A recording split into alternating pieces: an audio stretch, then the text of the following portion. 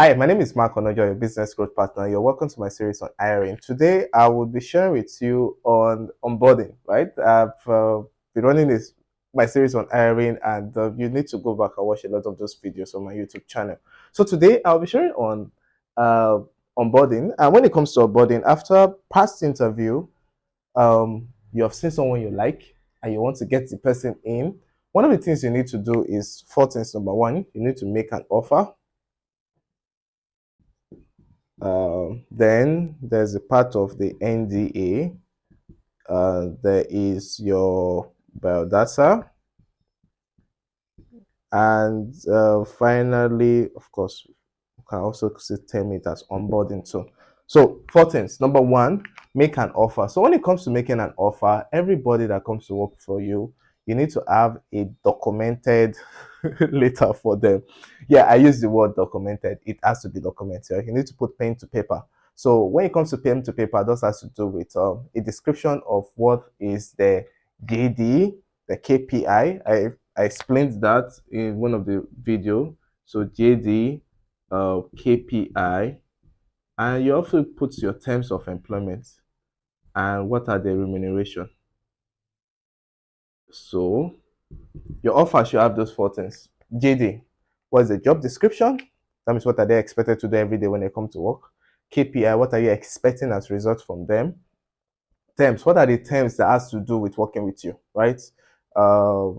Termination terms, terms for coming to work, what are your basic rules and regulations, or you basically put it inside. Then the remuneration, what are you paying them, right? And if they have any bonuses and stuff, it has to be contained in it. So you give them an offer.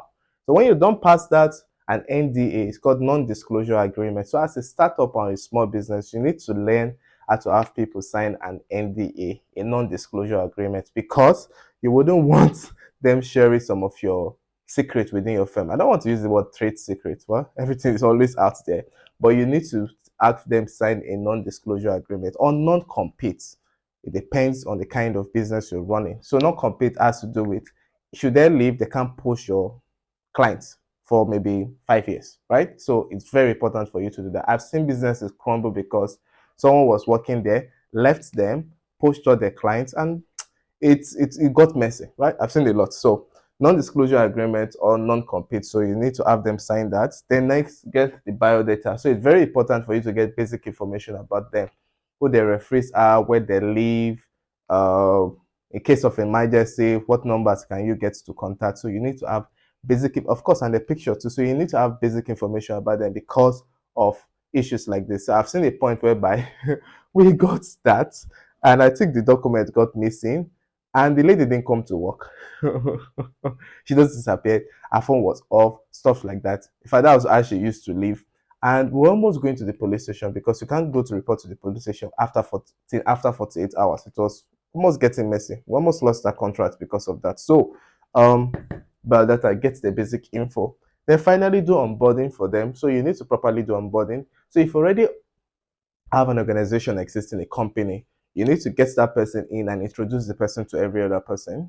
Tell them, introduce them, show them around. If it is a physical, show them around. If it's not physical, run them through the basic thing they need to do. Give them the emails if they're going to have email access. Give them the work tool if they have a form of a work tool access. Then introduce them to stuff. Sit them down. Of course, run them through what's your organization's maybe if you have an handbook, what are your rules and regulations? Sit them down, explain those things to them. Just share with them more about your business. That's what you're doing onboarding.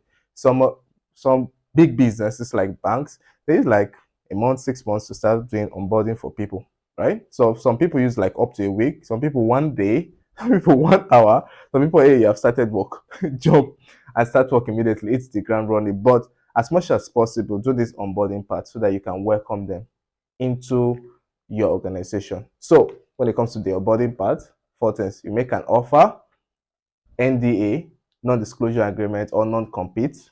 Let them sign that.